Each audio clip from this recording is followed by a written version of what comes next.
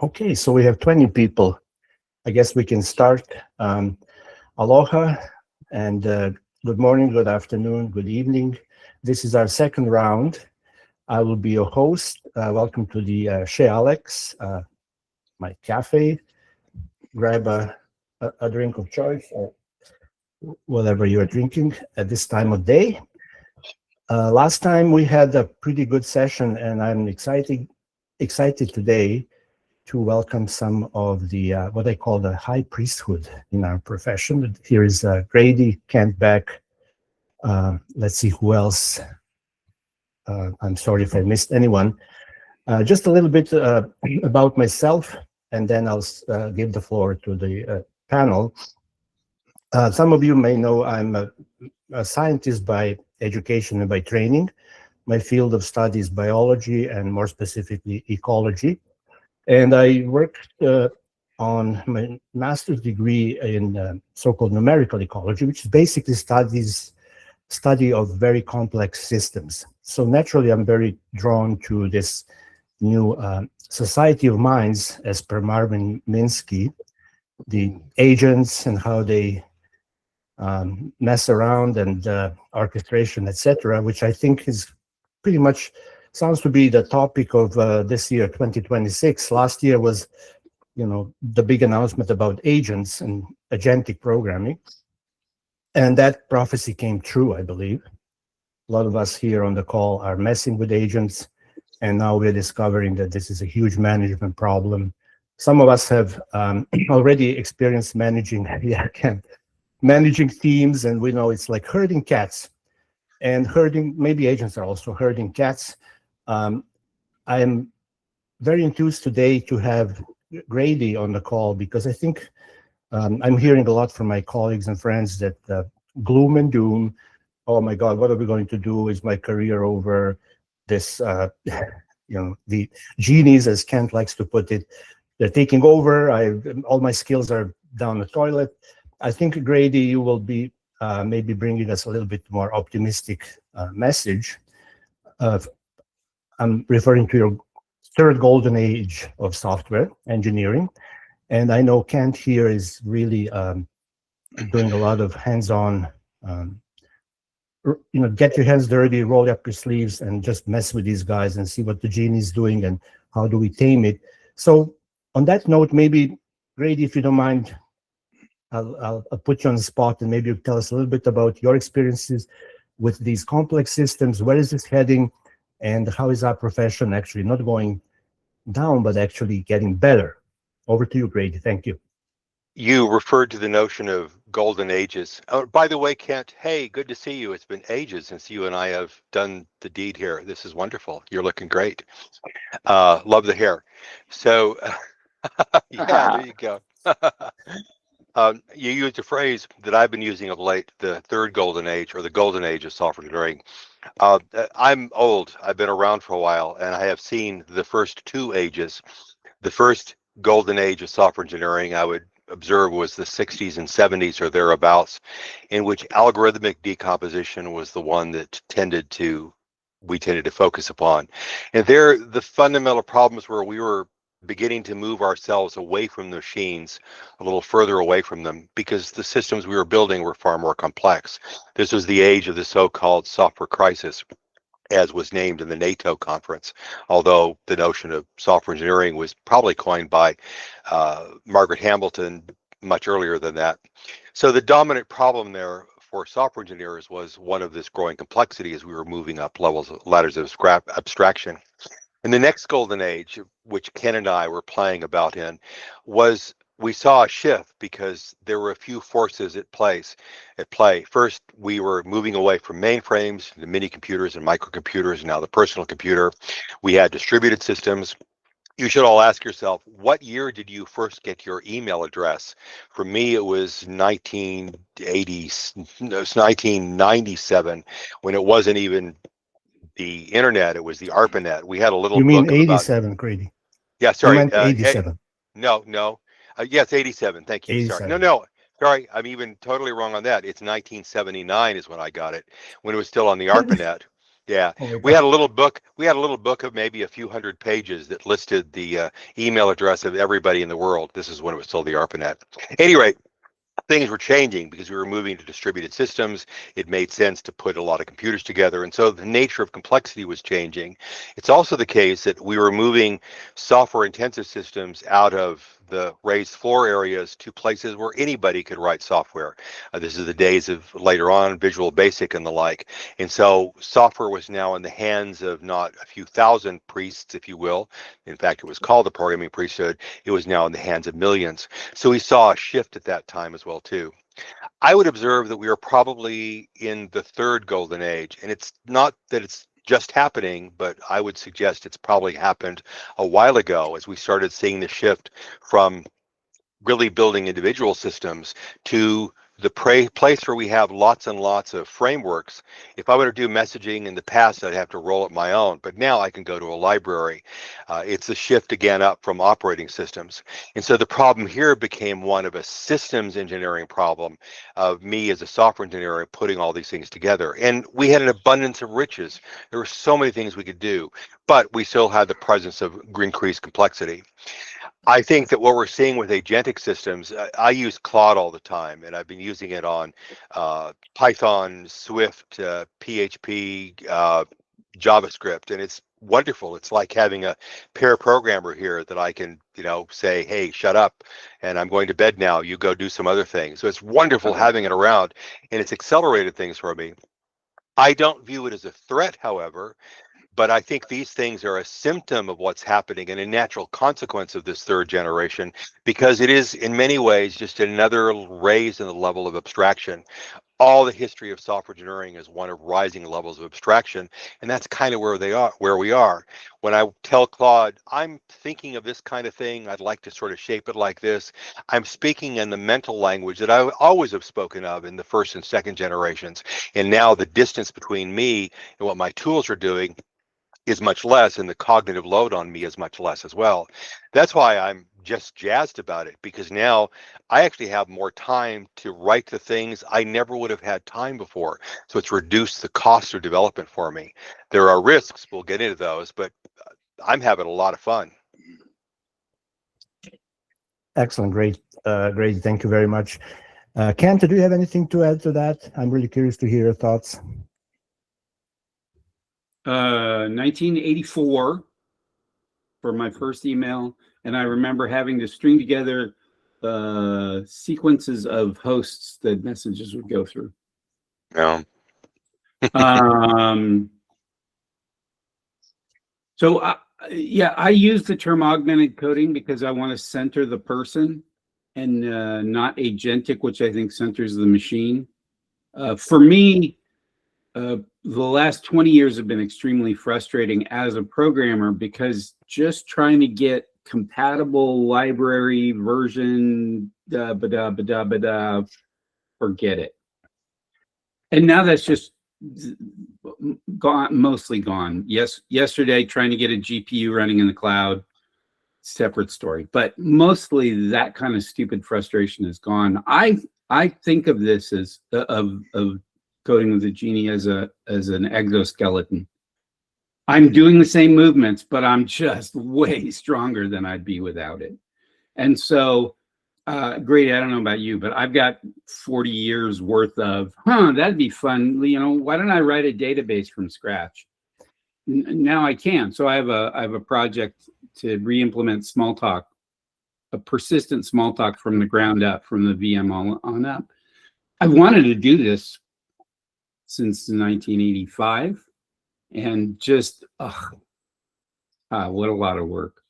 So I think of this, we talk about the young people, and I think that's definitely a huge issue, and there's so much bullshit going on around juniors. I just got into computer science school, and now I'm thinking of going into art history as a career move. No, this is a wonderful time to be a programmer. But us old farts have decades of ideas that are going to come bursting forth, and I don't think people are prepared for this. one thought I had a chat with Woody Zuill, who's on the call here, and he kind of mentioned, and I don't want to, Woody, I'm sorry, I don't want to put words in your mouth, but something that really intrigued me is like, why are we using this interesting new machinery, which is basically a very strong pattern matching engine, I would say, to write 3GL for us? Isn't it like, shouldn't we be doing something more interesting with it?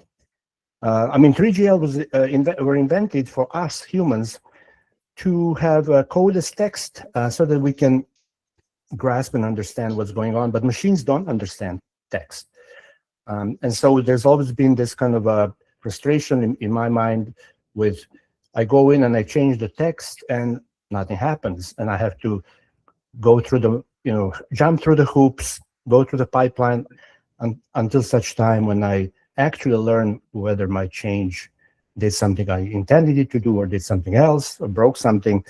And so shouldn't we be, and I know, Kent, you've been doing on the project Limbo and directly manipulating abstract syntax tree and all that, but shouldn't we be maybe thinking in innovative fashion and see if we can use the Genie or the LLM or whatever it is to give us a new, fresh perspective or a new knowledge representation of this complex system, so that it's not just some symbols on the flat screen, rectangular surface where we're just kind of using our visual faculties. Brett Victor, I don't know if you know about Brett Victor, who is complaining about this kind of debilitating or reducing our faculties to just a glassy rectangle surface. And in that way, we're robbing ourselves from the fullness of human ability to engineer, to deal with complex systems. I remember when I was young, architects in architectural bureau, they were building little maquettes, and they were like three-dimensional representation of the actual big complex system. So people could, we could walk around, we can pick it up, we can examine it, we can reason about it. Today, everything is on the screen. We have some boxes and arrows, and we are communicating, but that often results in the illusion of agreement or illusion of understanding. And then once we put these things into motion, then we're like, looks like this is not what we intended to do. So any thoughts on, like, is there a breakthrough, or are we still stuck forever with code as text? Anyone want to pick that up? I think it's actually, oh, sorry, I didn't. Oh, feel free to go. Yeah, no worries. I'll go next. Yeah, for me, it's on the one hand, it's been like a lot of struggle because as a software engineer, of course, at first I'm thinking in fixed structures, like how do paths go, and it's always been a very hard question to answer. At what point do I let the AI take over? Where can I make the system agentic, and where don't want I have? Where do I not want that? And it's very hard when you build like a whole system and you're thinking as a whole, and you have a lot of fantasy, and you're like, okay, I could apply it everywhere. But where do we start? Svetlin? Yeah, I'm also really intrigued by, well, how can we represent our systems in different ways? And a couple of years ago, I discovered moldable development, which basically works on the premise that whenever you work with a system, you should create small contextual tools that generate representations of the system automatically. So you don't ask the AI, analyze this code base and generate a diagram. Instead, you say, create me a tool that represents this part of the system in some way so I can understand it better. So I think it's going in that direction. And it might be quite sensible to explore it. Thank you, Johanna and Svetlin. Tim? Sure. So what do you think? Interpretive dance? Interpretive. This is a technology that is to support us as humans. We've had many thousands and many thousands of years to develop language. And we've had many years to develop mathematics. And so, right now, the ports that you can dock into are language and math for the most part. Maybe, we could develop something else. Like I joked about interpretive dance. you watch the Minority Report movie, and they're waving their arms in the air, and then they found out that doing that is really awful. It's super ergonomically terrible. It's unpleasant and unfun. So that's not going to be the way it goes. So the next question is, what do we dock our brains into that is a way to understand algorithms and interactions other than languages and math? And I think right now we're just working with what we got. Yeah, thank you, Tim. So what I would add to that is I'm also thinking about knowledge representation, because there was a point in time when we were using tables to represent certain knowledge or data, rows and columns. And then we were using a different medium to represent territory. We were drawing maps. At one point, and I can't remember off the top of my head, there was one person who said, hey, why don't we combine a table with a map? And that's how a graph was born. And the graph is a brand new knowledge representation that gives so much more power than if you were just to read a drab table. And so combining various mediums can result in a brand new and very powerful method to represent knowledge, which then all of a sudden opens up capabilities to understand and grasp at a glance what tends to be sometimes a very complex system. So Alexander, over to you. Hi, thank you. Yesterday, I had a thought when I was preparing in my head for this meeting that basically I'm, a bit more to the skeptic side of things. Are we creating new kinds of debts? Like in this picture of technical debt, we had technical debt for years and years. Now we might be creating cognitive load debt, many pull requests by quick code generation, stuff like that. Lack of mental model debt. Those are additional debts, kinds of debts that are introduced into our profession, more or less. And for juniors, it seems to be clear they are out of the picture, so they won't have to tackle that. We old guys need to tackle that in a way. And it is completely unclear to me how those classical kind of debts plus the new debts play into each other. That is a thing, because basically most of those are heavily influenced by cognitive biases of us humans. It could be confirmation bias, automation bias, anchoring bias. There are so many of those. Groupthink, because we are all techies and stuff like that. We have all those filter bubbles out there, the pro AI, the anti-AI guys, and of course, curse of knowledge. I mean, Grady and Kent, I really dig what you do, but you are way the top guys in this profession, and normal people, the average people who needs to tackle this stuff. Basically, the curse of knowledge is a real thing in this. We experts, I've been in the business for 20 years, we simply cannot imagine how non-experts see these things that we are tackling. And that is the stuff that is going through my head, basically. And I see this as a platform to discuss all those topics. It would be really cool to see your perspective on those thoughts. They kept me awake at night yesterday, basically. Thanks, Alexander. Kent? Yeah, so I talk, instead of talking in terms of technical debt, that's kind of the negative side of it. I talk in terms of optionality and how many next features are within reach. And the one wild card in all this is that we have a new resource that we've never had before, which is the genie that can explain stuff to us in all kinds of ways if we take the time to understand it. So I'm going to put in the chat one of my experiments, and I just make the habit of always trying every crazy thing I can think of. So building a data structure on the GPU. I didn't know it was the first GPU program I'd written in a long time, and I wanted, I was kind of lost. So I said, write me a fairy tale that explains the get operation. And it's not a great fairy tale. I could write better, but at the end of it, I knew what a slab was, and I knew what worker threads were, and like I was centered once again. Happens to be a format of information that I can absorb easily. Other people would want a picture drawn interpretive dance, haiku, whatever. We can try all of these things to understand these systems that are changing faster than ever have before. We have the resource of the genie to help us with that understanding. Brilliant. Thank you so much. I think it really makes a lot of sense. Who's next? I'm trying to figure out. Yona, is it you? Yeah, it's me. Yeah, go ahead, please. Yeah, I believe that tools like Cloud Code in its current state is not something that will be used by beginner programmers or even people that have no idea. It may be happening now.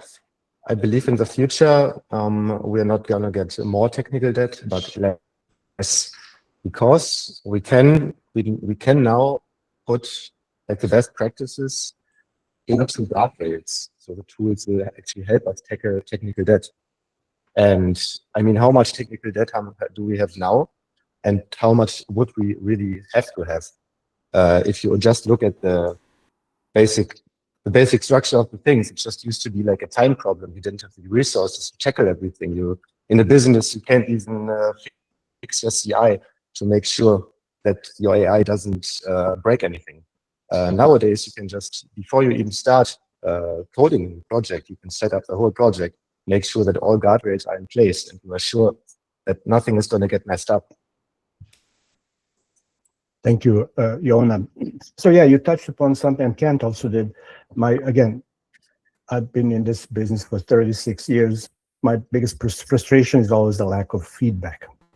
That I can be messing around and doing all kinds of things, and takes forever for me to figure out what have I really done. And hopefully, we can use the AI to expedite that. I think next one is Michael Herman. I think it's you. Yeah, so I'll just in the queue. A few words to introduce myself. Not to play one-upmanship, but I've been computing for 55 years. My email was in '76 at the University of Waterloo. We were in Dave Chariton's operating systems lab. I'm the chief digital architect of the Web 7.0 Foundation. And I have a very grounded and pragmatic view to a lot of things. I live on a farm. I used to be a cattle rancher, and in addition to a computer science guy. And there's an interesting phenomena called the technology wheel of reincarnation. And maybe Grady Booch and others have seen this phenomena where we just tend to reinvent things over and over again. And I'm going to be very pragmatic about prompts and AI. If you think of SQL query language and JDBC, ODBC, ADO.NET, LINQ, GraphQL, really prompts are just yet another query language. And yes, it's against an awesome, powerful thing, but in the end, it's just a query language that produces prompts or produces responses. And so my jihad on that, and I won't go too deep into it, but the problem with AI, I'm a very positive, supportive guy of AI, but the problem right now is, suppose you had a version of SQL Server and you requested the current spot price of gold from the mercantile exchange, and it didn't have the results, so it guessed. It came up with just an arbitrary value for the price of gold. That's the world we're living in today, and I'm going to give you two quick examples. You can do this if you've got ChatGPT or Copilot open. Ask it to create an image of a cow with a green dot on its left side.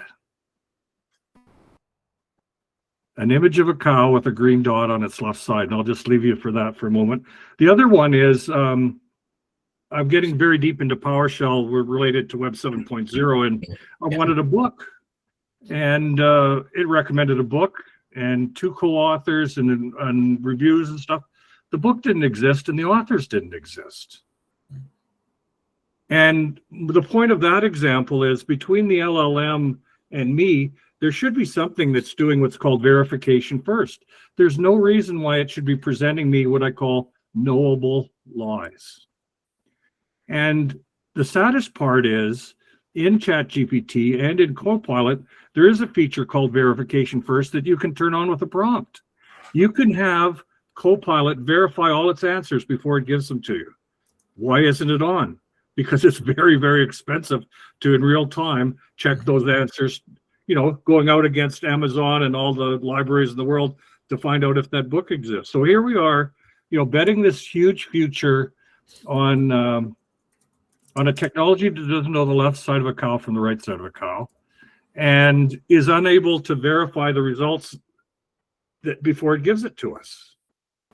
And so I find this whole topic very, very interesting that we're getting into it, and I'll just leave it at that. Thank you, Michael. I just heard an anecdote. The scientist Richard Dawkins said he was very impressed with ChatGPT, and then he was curious about some woman scientist, biologist from the 19th century, and he asked ChatGPT. ChatGPT gave him a really good, detailed, correct answer, but at the very end, he says this woman is actually married to a famous biologist, Richard Dawkins. So completely messed up. I just want to quickly, before we move on, as you mentioned, the reincarnation of technology. My first job in 1990, I was hired as a junior programmer analyst to work on a product called Case Tool. Back then it was Case Tools, which is the acronym for Computer Aided Software Engineering. What this tool did was allowed us to declare intentions like a prompt, even though it was way more formalized. And then it turns around and generates COBOL code. And this code runs. And I worked on that for 4 years. And never even once did we have the need to open and look at the COBOL code. It just worked. So again, we were back to code generation. The big debate, should we review that code or just let it rip? Over to you, Paul. Oh, thank you. Can you hear me okay? Just want to check. Yeah, cool. It's funny being on a call like this. I'm not used to being the young one on a call. I feel like I'm one of the younger ones on this particular call. From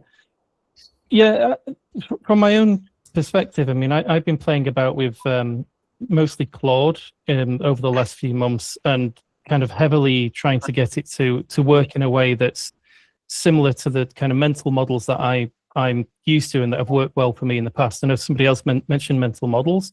It's pretty awesome having yourself on this call, Kent, because I'm a very strong believer in test-driven development, for example. And one of the things that I found by by adding a lot of these kind of rules to Claude with skills and agents and so on, one of the things that annoyed me straight away, or that I found quite frustrating, was when I would ask it to do anything, it would go off and do like 1,000 things at once, and I couldn't control it. I couldn't constrain it. So I started trying to kind of pull back some of the power. And one of the things that I did was, one of the very first things I did was I gave it a rule that I always want to go test first, right? And what I found there was that it started to constrain what the AI would do, because you give it this kind of clear rule, you know, if you have, you make this test pass, you write a failing test, make this test pass, don't do any more than that. So I can hear my own voice. I don't know if somebody's, there's an echo then.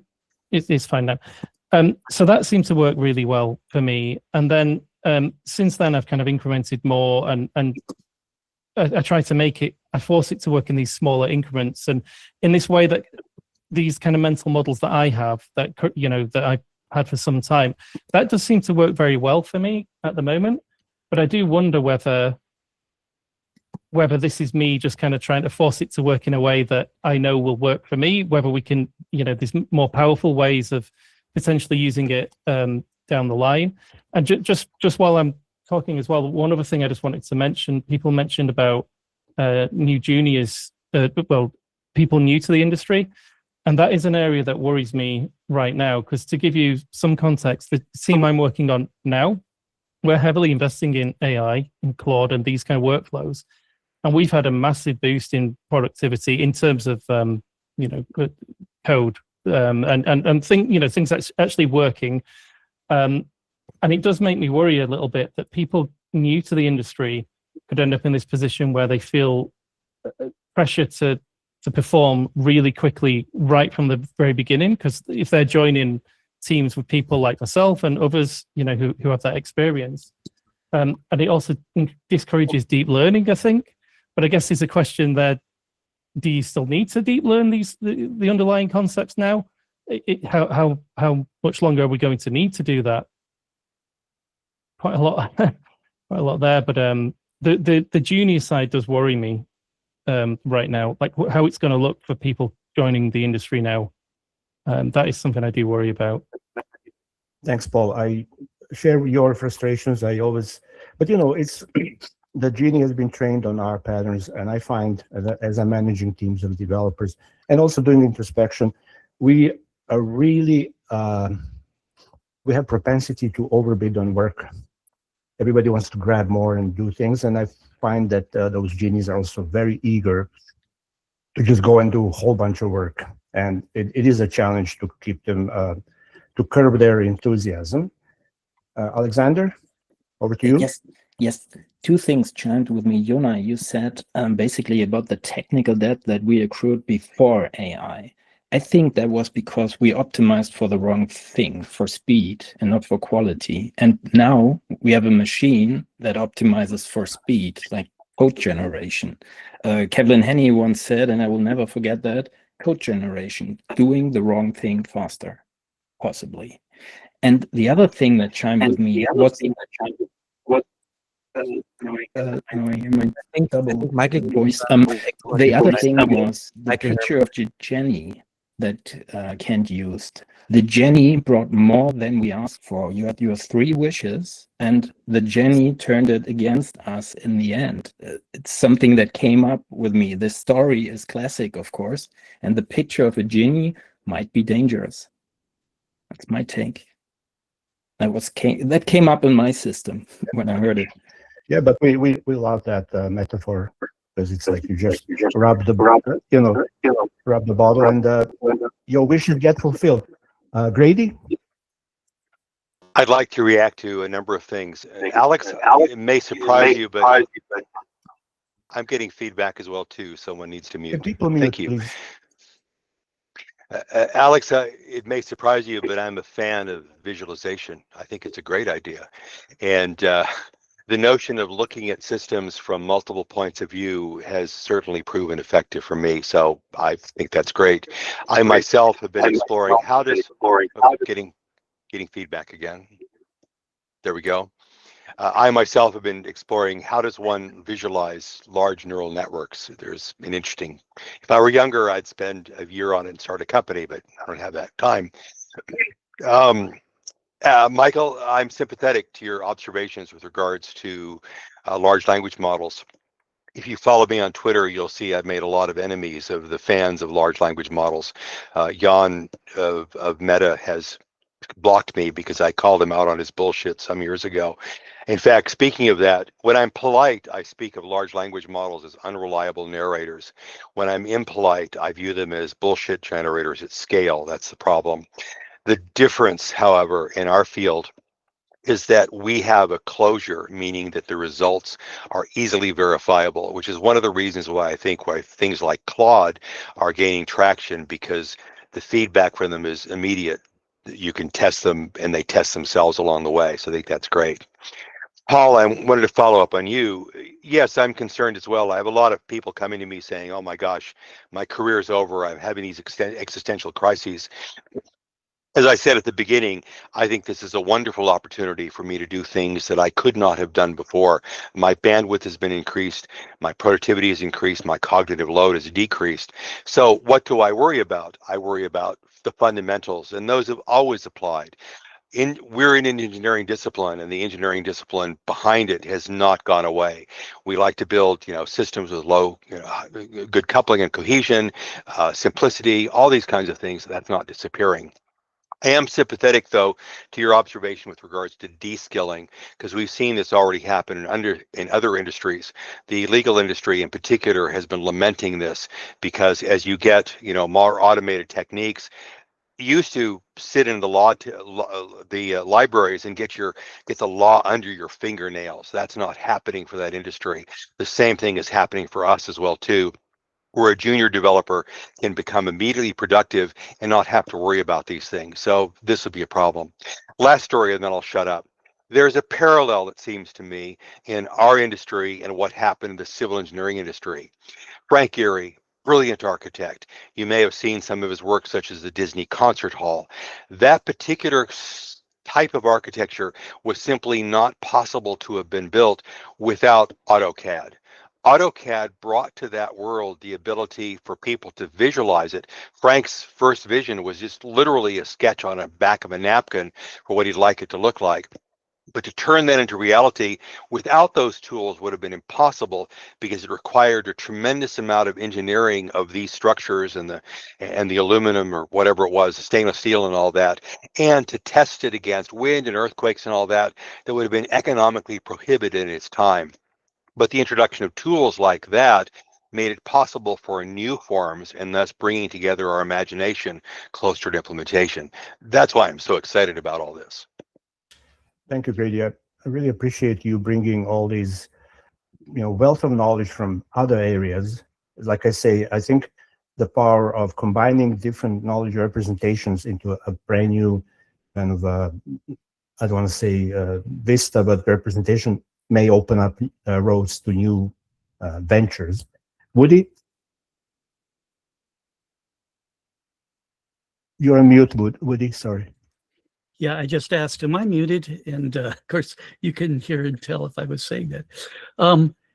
There's several things I want to share, but I feel that there are so many good voices here. I'll try to keep it short. The first thing is, when I first was exposed to the idea of extreme programming, I really liked the concept that let's make the world a sane place to work in for creating software. So to me, that was a powerful attractor for me to that. I want to make a couple observations. I've been doing mob programming sessions or pair programming sessions with some people using AI. And one of them is James Harris, who's here today as well. I believe that this AI is a area we need to be learning a lot about, and doing that as a group is a good thing. And the other side of it is that it provides a really powerful learning environment to learn about what we're trying to do. One of the things I think we need to be thinking about is, how do we allow the AI, how do we enable the AI to better understand what we want from it, how it can best serve us? So that's one thing we could be thinking about. What I have noticed is we often get, the pattern from Joe Yoder and Brian Foote, the big ball of mud. We get, that was the design pattern that every project eventually devolved into. And now we're just getting it instantly. So, this is a thing that these are random thoughts I want to share. I'm trying to figure this out, but I think the way we're using AI in some ways right now is as if we figured out that electrical power is great. So we're learning how to generate electrical power. And we want to figure out how to use that electrical power to generate gasoline so we can run our cars. This is not the right path, but that's sort of how I see a lot of AI happening. We've got this new tool in front of us, and we're trying to learn how to do something that probably is going to become irrelevant, which is how to write human readable code. Our level of our code is moving up. Why are we doing code reviews when we should be doing maybe prompt reviews or something like that? Are we using the right prompts to get what we want? Anyways, I think teamwork is really important. I do believe that AI is going to figure out how to make us think it's doing, how to manipulate us and to think it's guiding us the way we want to be guided, and that it will get better and better at that. And it's feeding itself on data that is probably a vicious cycle or whatever. It's destroying the value. So we got to be really careful about what we're doing. I just want to make sure we keep things. I don't care about whether I'm going to lose my job or not, because I'm an old guy. I think I may be the oldest guy here or close to it. But it's going to change the way work is. So put a cap on that. In the late 70s, I was a sign painter.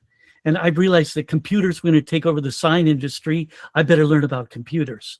As I learned about computers, I learned that the software was terrible. The computers worked, but the software is terrible. And my wife said to me, somebody's making a lot of money writing terrible software. I bet you could write terrible software. And so this was how I moved into writing software eventually, is that the point here is that we don't know where this is going. We don't know what it's doing to us right now. I love this forum right now. Thank you for putting this together, Alex. Thank you, Woody.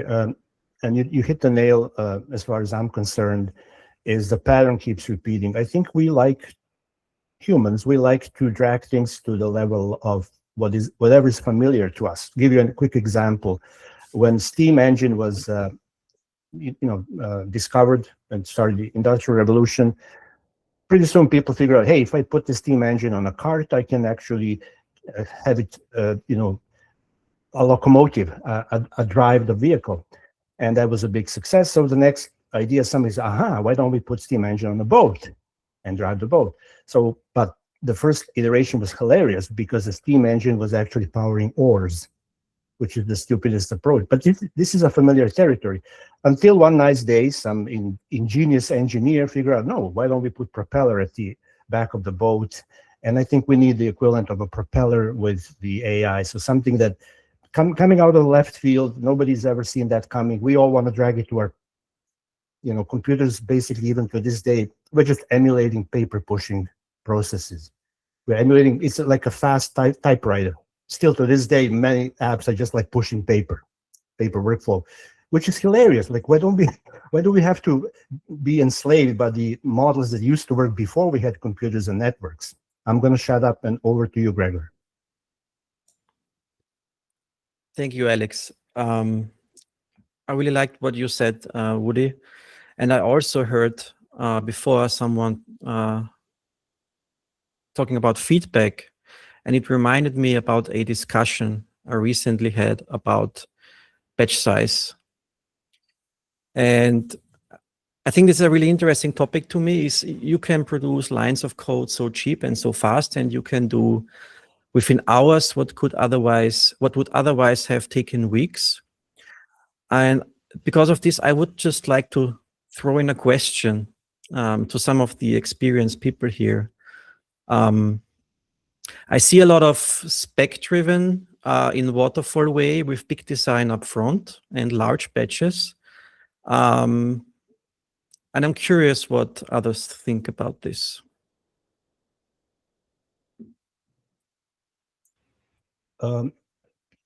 Yeah, I mean, some people are saying, well, it's not waterfall because what used to take months now takes minutes.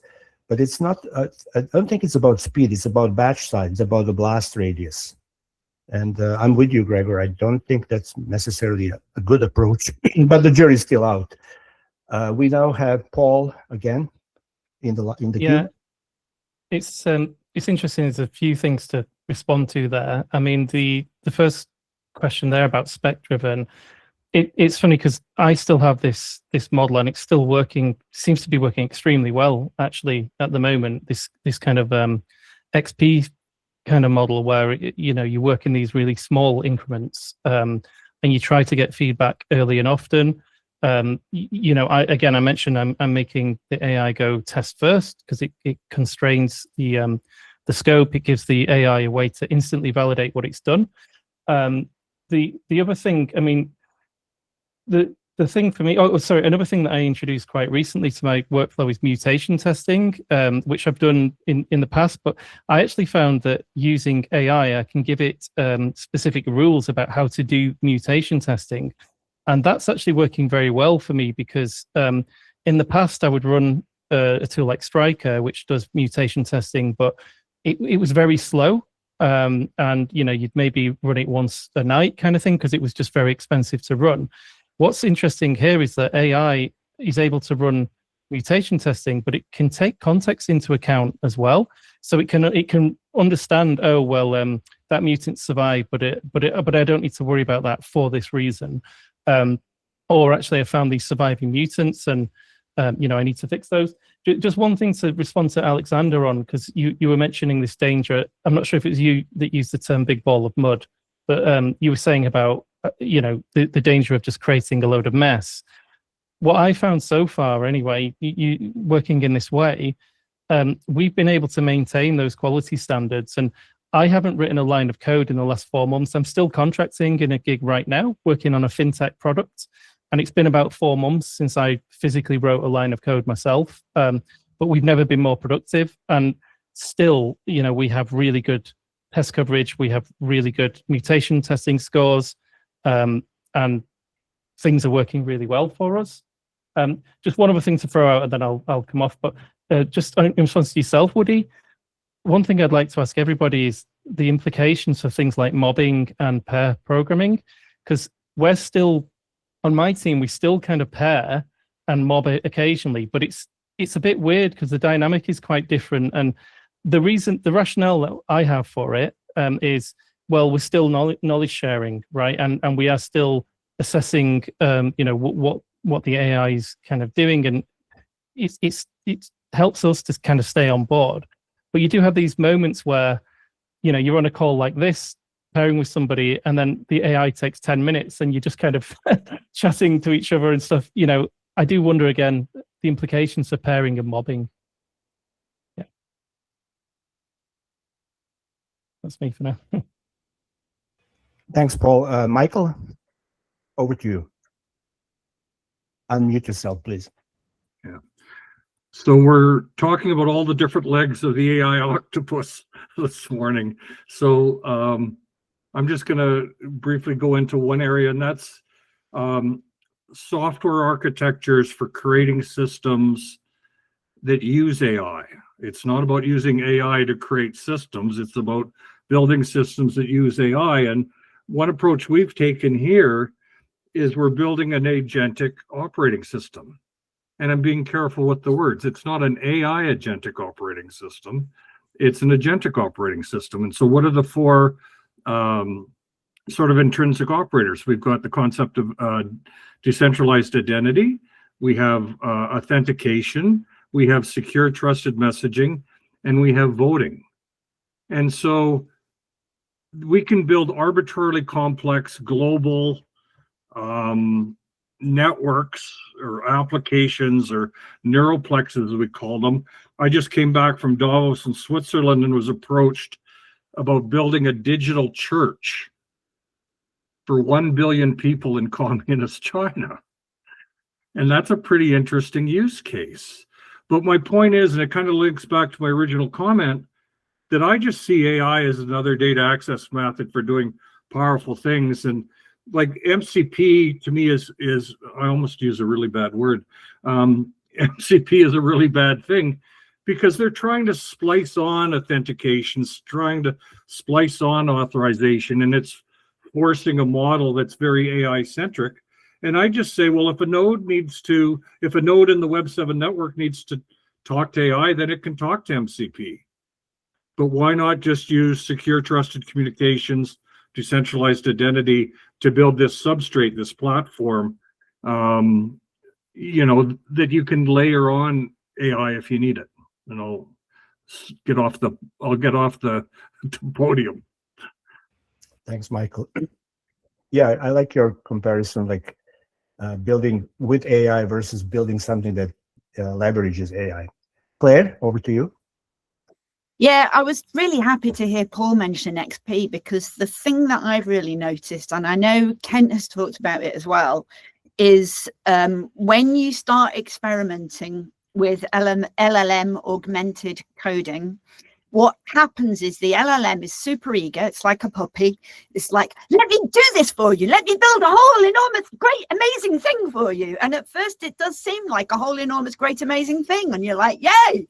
And then very quickly it gets stuck and it turns into a big ball of mud. And it's like coding with a junior developer, except accelerated. And you very quickly realize that, oh, hang on a minute, now I'm trying to add features to this thing. And again, the LLM is trying to run too fast. It's getting worse and worse and worse. And what I tend to find is you slow down very quickly. It gets worse and worse and worse. It's like bad software development, but accelerated.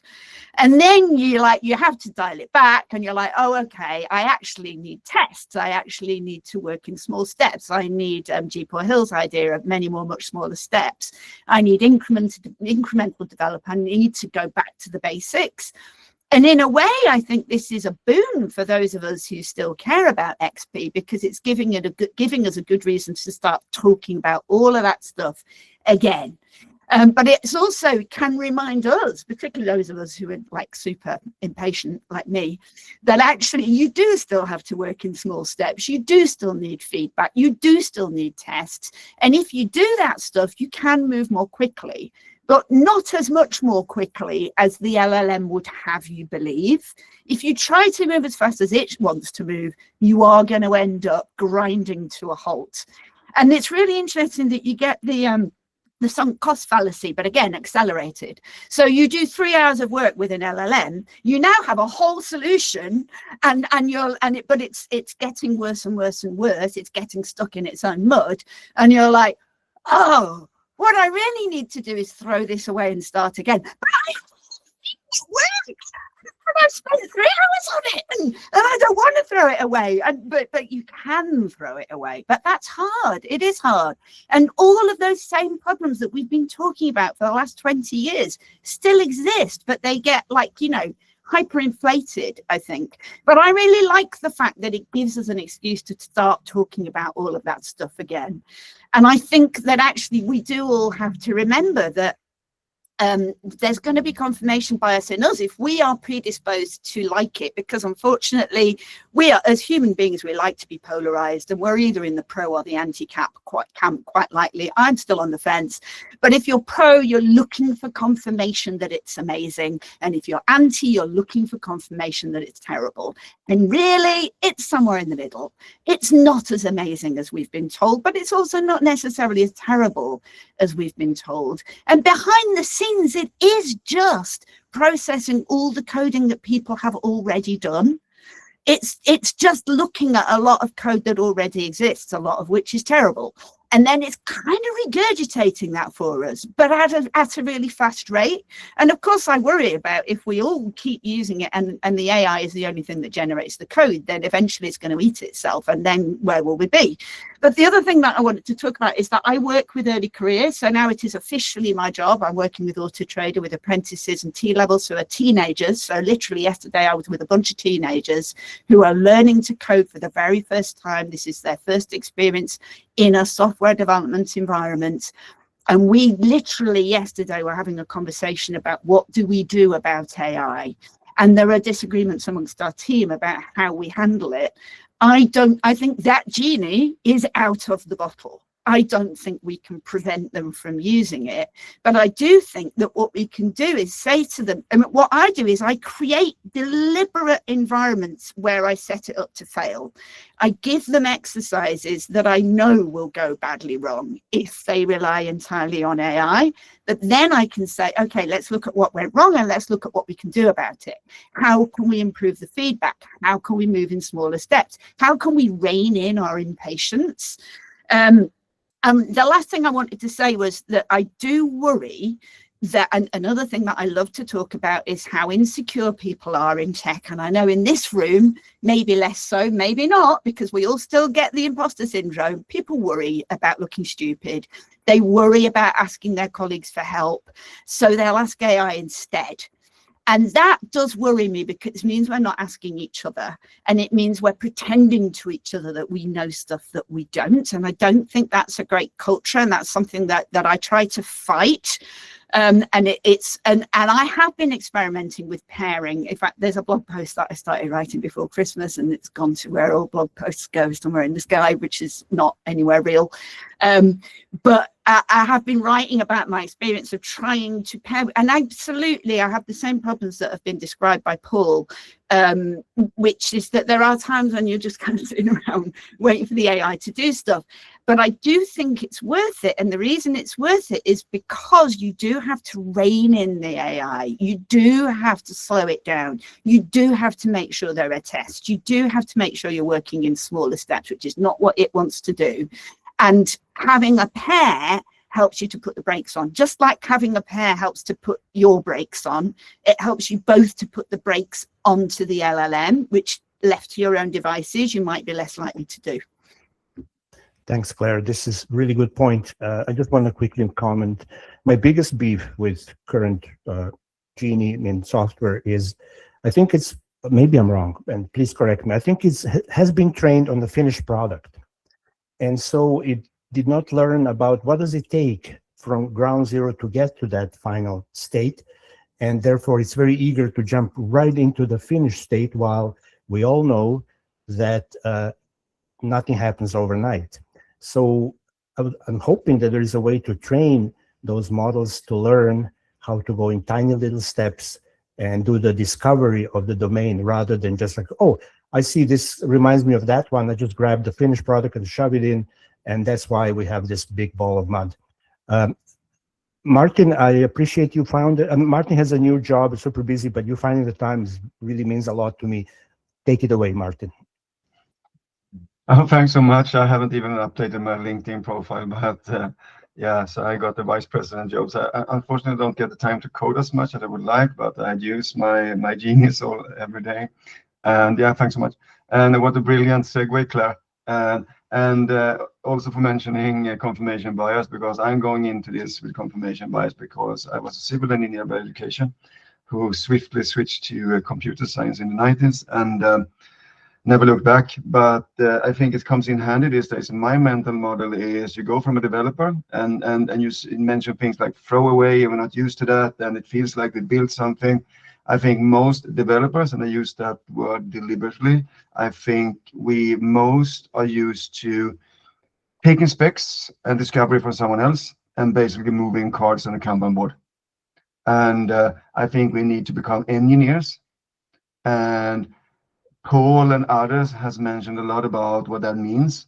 And Paul mentioned it on a personal level. Some of you mentioned it on a team level. And next level then would be product engineer. So I'm a vice president for product and engineering, which I also think comes in handy in 26. So then you need to have communication skills, stakeholder management. You need to be vertically integrated, I think, in smaller teams. Still teams, everything you said, but that's my framing as of now. Developer, engineer, product engineer going into this, because we're going to build the systems somehow. I don't know what that propeller looks like, Alex. But that's what we're looking for, right? So we have the tools from the past, which works extremely well on a personal level. All Paul mentioned, XP, everything we know about software development life cycles and pipelines and guardrails. But I think discovery will be extremely interesting to figure out how to build those loops in, because eventually it's about solving for someone's needs. It's not about producing the most amount of code. And other civil and other engineering trades, they're used to throw things away. Okay, so I'm sitting in Sweden, I happen to work in Denmark, but let's say Volvo. It's not like someone comes with spec, build me a car, and off they go in a linear fashion. No. There have been many prototypes, many throwaways, expensive ones. And most trades have engineering trades have no problem doing so. Novo Nordisk, with a new CEO, think what you like about it, but they have a huge 25-year-old research department scrapped. That's throwaway for you, right? But we're not used to that. So the tiniest Kanban card moved is a win in the feature factory. And that mental shift, I think, is the most important part lying ahead of us. Management speak, sorry. No problem. Thanks, Martin. And from the management perspective, I'm very fond of, if I get hired to take over a team or whatever, I like to say the first thing is anytime there's a need for speed, we know something's broken. You should never feel the pressure to pick up the slack. Guys, go faster. Something is terribly wrong. So my mantra is sooner, not faster. And if we go sooner, that means we are increasing the frequency of delivery. We are dealing with small batches, like Claire said, tiny little step, even smaller than we can agree on. And then when that happens, we all feel that we are working at our normal, regular pace. Nobody's antsy, nobody's paranoid. You just do your job the way you feel you should be doing your job. And that's the role of the manager, to create a situation, to be the so-called shit umbrella, pardon my Estonian, and let people work at how they have been trained to work, and then everything moves smoothly. Woody? Am I hearable We can now? hear you. Okay. We can hear you. Every one of these interfaces has slightly different icons. Okay. So first of all, Paul had brought up the idea of when we're working as a team using AI, then the weighting becomes really prevalent. And I believe one of the big advantages of working as a group was we were eliminating a lot of the queuing, you call weighting queuing, that's happening when we work solo. There is no work that we do that is truly done alone anyways. So I believe right now that AI fits nicely working as a team, and that it's just showing us a problem with the way AI kind of is right now. If we are getting a waiting period, we shouldn't be saying, well, what should we be doing while we're waiting? We should be learning about how do we eliminate the waiting. And this is probably going to happen. Things are going to change that way. There are going to be very, very few problems that we are attempting to solve as individuals that can't be solved instantly, at that level. So it's the ones that the waiting is going to be needed for soon that those are going to be the bigger kinds of problems. Right now, the system doesn't work particularly well.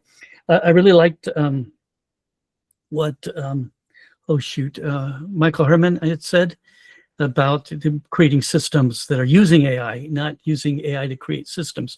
I think that's kind of a paraphrase.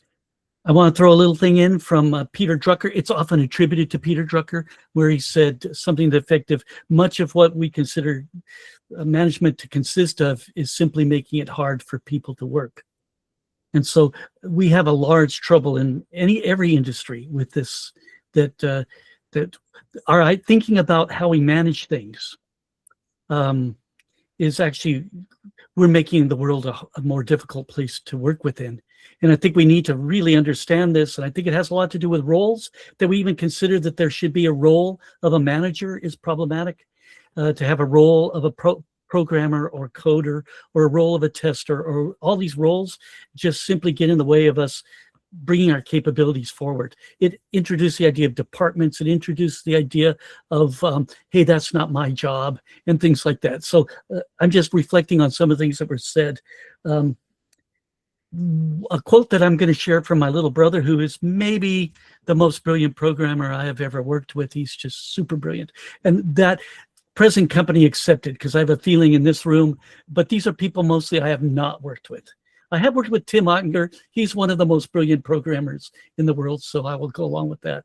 But he said to me, we were taking a walk the other day, and he said, well, I think of AI as being a faulty and moderately skilled thinking tool that I can use. And maybe he used the word partner, but I do think that we need to be really careful about what we're accepting from AI as being meaningful and truthful to us. I have a lot more I want to say, but I do want to hear what others. Tim is ready to speak. I want to hear what Tim's got to say. And I've got another meeting I got to go to shortly. So thanks, Woody. Just quickly, you triggered something in me. There's a saying, the hardest work is idle work. And we see a lot of people being done with their chunk and over to you, and now sitting on the queue waiting to be reviewed, and they're twiddling their thumbs and they're getting nervous. They're pulling work out of the backlog. They're bloating their work in progress buffer. That's right. And downward spiral. So these things introduce inventory. So when we have queuing, we introduce inventory. Inventory is the second biggest waste, with queuing being the biggest waste, according to the lean mantras. And so, we introduce waste to deal with waste. That doesn't quite work. Definitely. And we solve mysteries by introducing bigger mysteries. Yeah. Tim? So, of course, we're all building on each other. So start back to this, in the history of humanity, computers came in about 2 minutes ago. And then the internet arrived about 45 seconds ago. And then we got social media about 30 seconds ago, and AI is hitting now. We are not evolutionarily prepared. We are new, and that's okay. That's a good place to be. It's nice. Well, we're finding out how do we feel about this, and how do we work with these things. There's some interesting points, and one of them is, Claire talked about, we don't want to throw it away because we spent the time. This is perhaps the most important thing I found, is that when we work with the AI, with the LLM, even for code generation, right? You do micro commits. I'm sure we all do micro commits, right? So all the test pass is green. We ask it to do something. It does a thing. We look at it. And with Michael Herman's cow, we can tell that the dot's on the right side of the cow. And we haven't invested so much. So I can do a git reset hard and try it differently. But the trick is I have to be able to tell the dot's on the wrong side of the cow. And that goes back to the very beginning. Why are we in, well-known formats? Well, I need to be able to see that it's wrong. And I've got 47 years of seeing that the code is wrong. I can see the dots on the wrong side of the cow. And it's still a good thing, right? So I'm not as invested in what I'm writing. So if it's not right, I can throw it away. I do that with designs, with code, with diagrams, whatever I'm working with. And the low investment means I can just spend my time weighing my alternatives. I'm not so invested in the one thing I decided to do that I fear throwing it away. It's all disposable. And now it's just me and my thoughts and the tool that helps me see how wrong I am. But we have to spot that the dot's on the wrong side of the cow. Brilliant, Tim. I think you really hit the nail. So lots to think about. So now our brilliant young friend Tsvetan here, he agreed that he will generously offer his assistance in this. But I think, Tsvetan, you're taking care of the comments, because last time we lost all the comments in the thread. And there's some brilliant, on the sidelines, brilliant comments. So hopefully we can persist them and then publish them somewhere. So over to you, Tsvetan, take it away. Thank you, Alex. So yeah, first of all, it's really nice to just listen to all of you here. And I'm learning a lot from you, and I don't have really much to say, but more to try and steer the conversation and to hear your thoughts on something else that it seems to be all the rage this year, and it's agent orchestration. And folks like Steve Yeager and Jim Kim and some others like doing stuff like Gastown and QuadFlow and all these tools that people claim with them that they're going to work on 100 different things at once, 200 things at once, and like reach this massive scale. And I'm just wondering, like, what do you think about this? And yeah, that's it from me. Thanks, Tsvetan. Somebody will pick it up. Now it's Grady's turn. Tim and Claire, you said some things that prompted my thought here with regards to velocity and throwing things away. I make a distinction between disposable and durable code. And I find that Claude and other of those kinds of things really help me produce code that I have no problem at all to throw away, because the cost of creation is so low. It doesn't matter for me. Happily, this all doesn't go into a landfill. It just, eats up energy at my GPUs, which of course Elon is going to wisely put into space for us, which is yet another profoundly stupid idea that we won't talk about here. I think the issue here is that we have to make a distinction between the two as we work in this modality. I had the opportunity, I guess you could call it, to work with the Internal Revenue Service, helping them transform their systems into more modern things. They've tried 3 or 4 times over the lifetime since the IRS really got computerized in the late 60s. And I remember going in and looking at some of their code, and there was still IBM 360 assembly language at the core of our tax system. And emulators upon emulators have been built. The challenge, of course, is that while the code is the truth, it is not the whole truth. And so transforming these things is utterly impossible or very difficult because the people who wrote it are either retired or dead or some combination thereof. And therefore, trying to reproduce it and transfer it into something else is extraordinarily hard because it's not just a technological problem, it's a social problem. A lot of the institutional memory is lost. A lot of the semantics are there but unfoundable. We must remember, therefore, as we build these kinds of things, are you building something that will endure, or are you building something that's disposable? If the latter, I have no problem with the velocity with which people are going. On the other hand, not every organization is one that says, I'm going to build this. As long as I get my IPO, I'm out of here. I don't care about the code I've created. It's somebody else's problem. There are many domains that are far beyond that of web-centric systems of global elastic scale. I work in a lot of those systems in which you fail and somebody dies. And so we must be very careful about generalizing the things we do here because one size definitely does not fit all. This is why it frightens the heck out of me to see Anthropic and others trying to sell their wares into the Department of Defense. Last thing, and I'll shut up. I have been involved in, what shall I politely say without getting into trouble, the next generation intercontinental ballistic missile system. And I have been trying desperately to say, this is really not a good place to put AI. Thanks, Grady. On your comment regarding the social dimension, I will just quickly, I talk too much, but just bear with me. 26 years ago, I was hired to be the CTO for a brand new startup here in British Columbia. It was a government flagship. We wanted to create a Silicon Valley of the North in Vancouver, blah, blah, blah. We were building an expert system, and it was very well founded, and we started getting some prospects. We had a brilliant team of mathematicians and just genius people. And then 9/11 happened. I don't know if anybody remembers 9/11. Everything just crashed down, and the startup had to fold.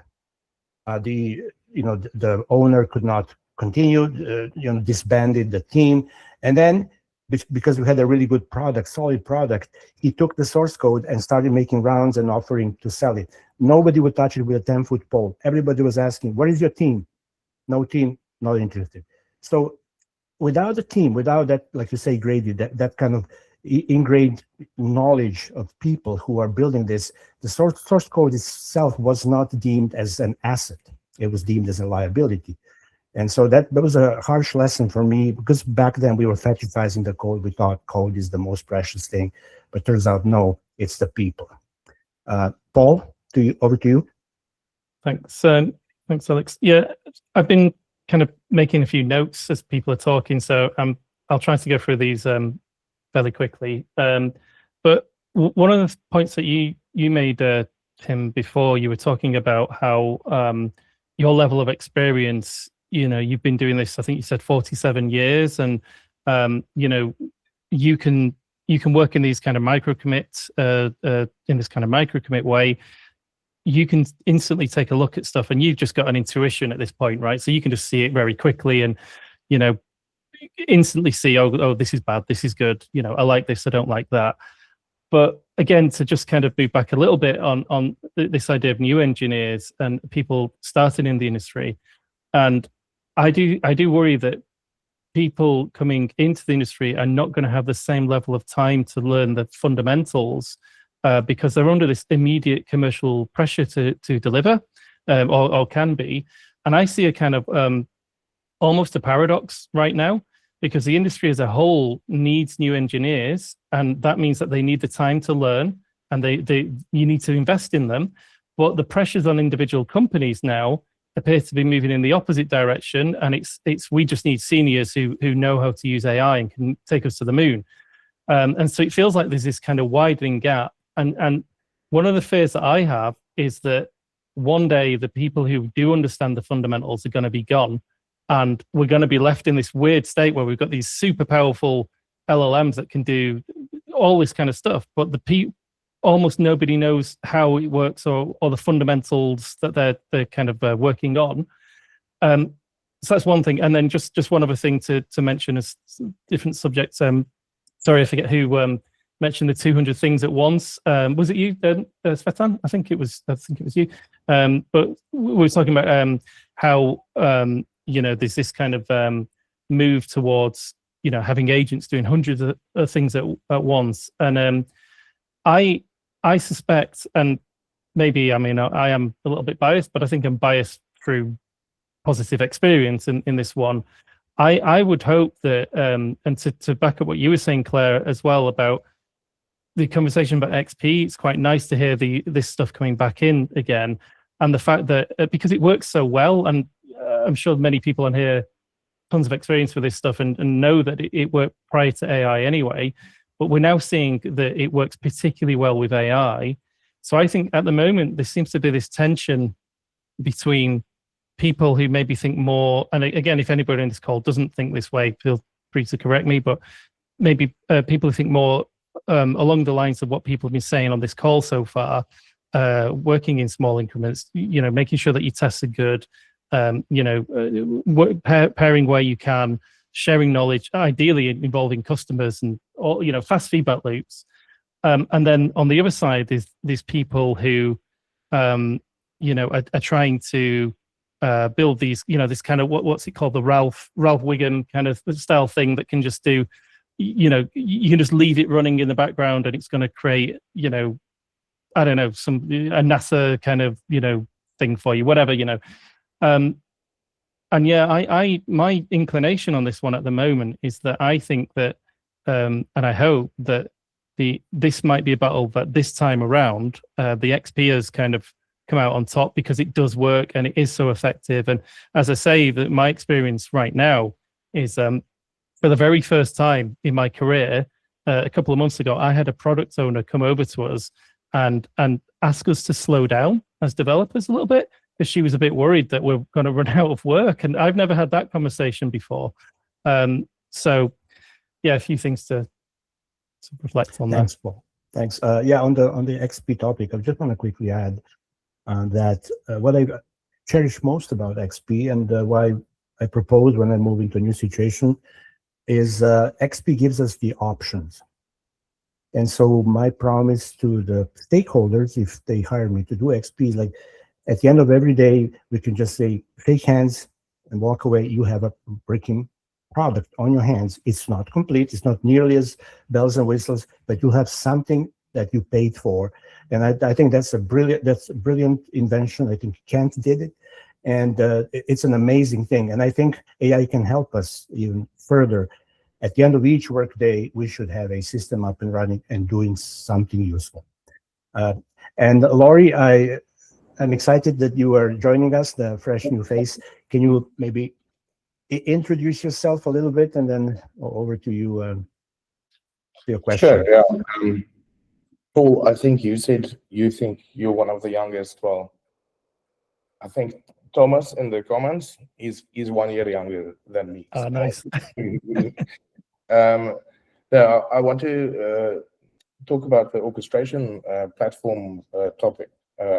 And I think a lot of people might misunderstand what that's all about, because what you read about in AI news is that this agent loops and loops, and you just give it things and it completes, but you don't hear about the actual quality, and that is I think missing the point of what one can call an orchestration platform. There are various definitions of these harnesses, as some other people call them. So I think the change came in when Anthropic released skill.md, where you can write a document teaching a new skill to the AI. And excuse me, my son just came in here. I'm at home. One thing.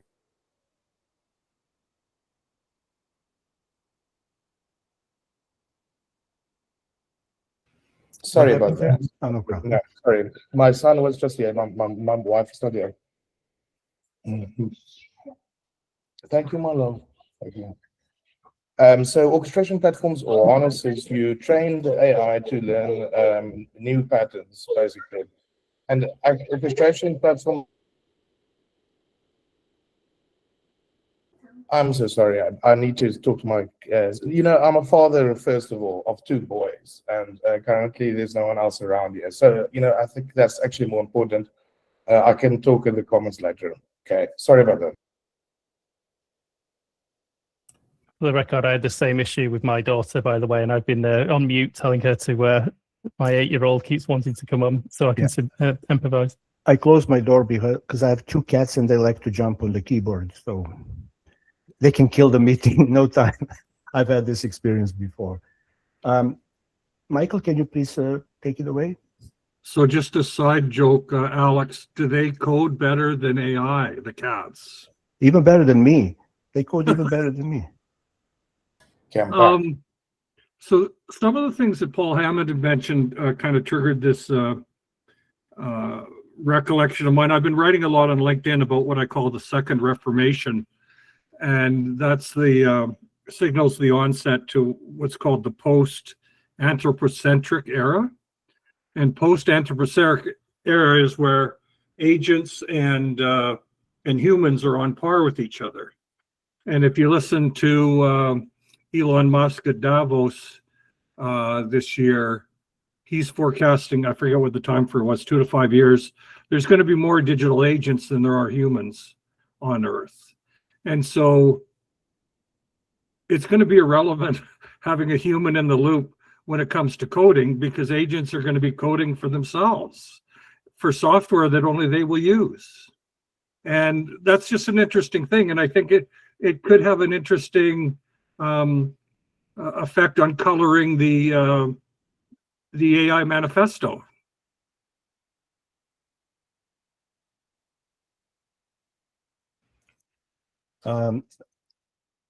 Are you, Laurie, over to you. Sorry, you dropped. Yes. I'm going to try to be concise to not get an interruption again. So I think the main concept is that this orchestration layer that you put on a tool like Code Code, that is the primary core engine, that itself is an orchestration platform. So it's a natural evolution to be able to harness your own platform on top of this. The whole system, Anthropic,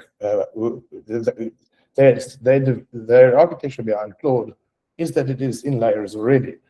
So then you have this polymorphic design, and it is very, the LM knows exactly how it works. So it's also very skilled at making a new pattern based on that.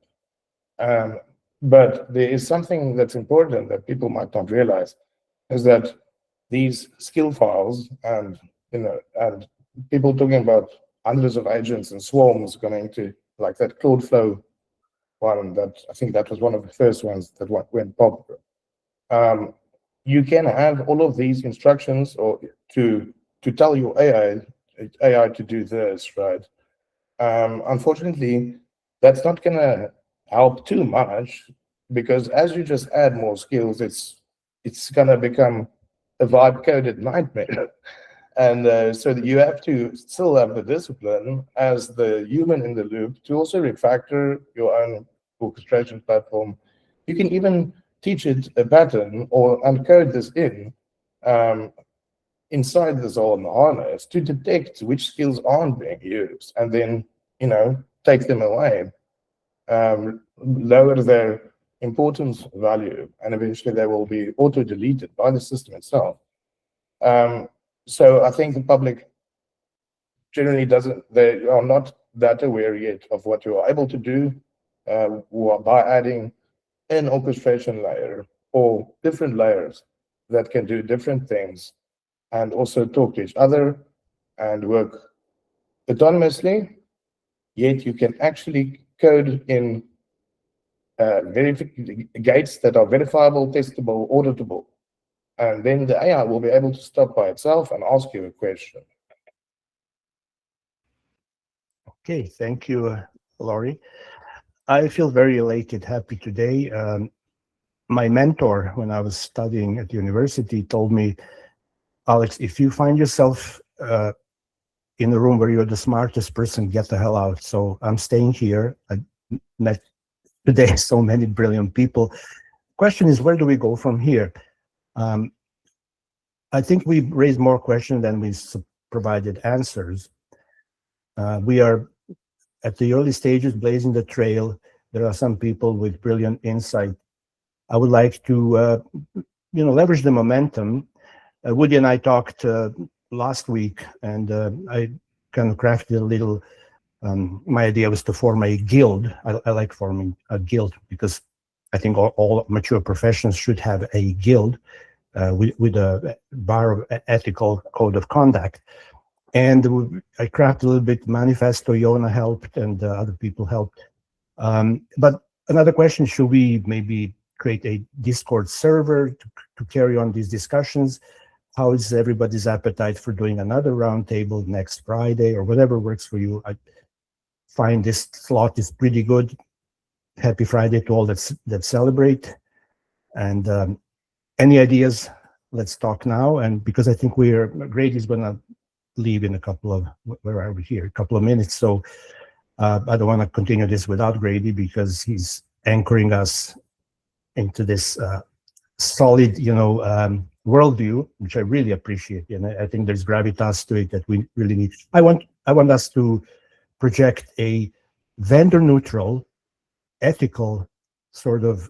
We want to harness this AI. We want to put all the guardrails, everything as possible. We want to declare Elon Musk complete moron and don't have anything to do with his vision. We want to be down here, grounded on Earth, serving, making lives better. Woody has brilliant thoughts about that. Kent as well, making geeks feel comfortable in this world and don't feel like being coerced or being forced to go fast and just whip the ponies harder and all that ugly stuff that we discussed today. So any suggestions, please? How do we continue as a group? I hope we can grow and add more brilliant people to this. And I really appreciate everyone's time. Michael? Well, I'm just going to share something that I shared with Alex earlier this morning. So the current focus or center of the principles or the manifesto is AI/LLM. And my feedback was that's very ill-defined in the sense that, let's say we created a set of principles or a manifesto for C#. We get back to the octopus problem. And so either we have to, I suggest that we start by defining the octopus, the legs on the octopus, and pick the legs that we're going to deal with, or we agree to swallow the whole octopus, and that might make things overly complex. But I find that the concept of just an AI-LLM manifesto to be hard to identify, hard to relate to specifically. Gotcha. Yeah, I mean, it's a tricky thing. Laurie? Hi, Michael. Sorry, I'm just curious. Maybe I missed this. What exactly is the octopus? How did it sketch out the octopus? I just use that as an analogy for AI and all the different subjects that we've covered this morning. Yeah. It doesn't exist. I'm suggesting we grow one. An octopus has in each tentacle has a separate brain. That's true. That's crazy. Yeah, Michael, I agree. There's massive depth to what we're experiencing with AI, the technology now. The octopus's garden. Yes. So I'd like to be. What happened? Excuse me, Alex. What might happen is this analogy of an octopus and it getting complex, and it can also cause discussions to sometimes digress into this point or that point because there are so many tentacles. And this speaks very well to Alex's one of his first points. That how are we going to show the public at large? Are we going to represent this knowledge in a very accessible way? in my mind, I think what might happen is that the human and the AI together, and these are the experts that have studied this and they've worked their whole lives on understanding these data structures and then writing code to extend it further and to use it in functional and great software. What will happen could be, perhaps, that this combination of the human steering and the AI mostly executing, it will lead possibly to an emergent type of interface.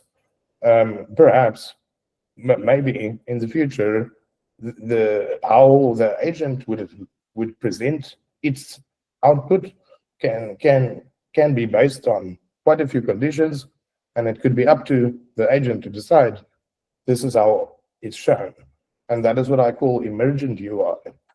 And this might be something worth considering, because then humans don't have to figure it out all alone. At least you have a very intelligent program helping you, the most intelligent program with the most knowledge. So it's something to consider. Yeah. Okay, thank you, Laurie. Since I don't see any more raised hands, how about we adjourn? Everyone have a great weekend. I really appreciate everybody's time and brilliant commentary. And we'll stay in touch. I guess most of us, we're connected one way or another, LinkedIn or other media. And I propose we continue next Friday, if everybody's okay with that, or we can change it. It's up to us. Vote democratically. And on that note, cheers. Thanks, everyone. Thank you, everyone. It was great. I'll stop Thank the you. recording. Bye-bye. Thank you. Thank you. Bye. Have a good time. Okay, great. Bye. Have a good weekend. Bye.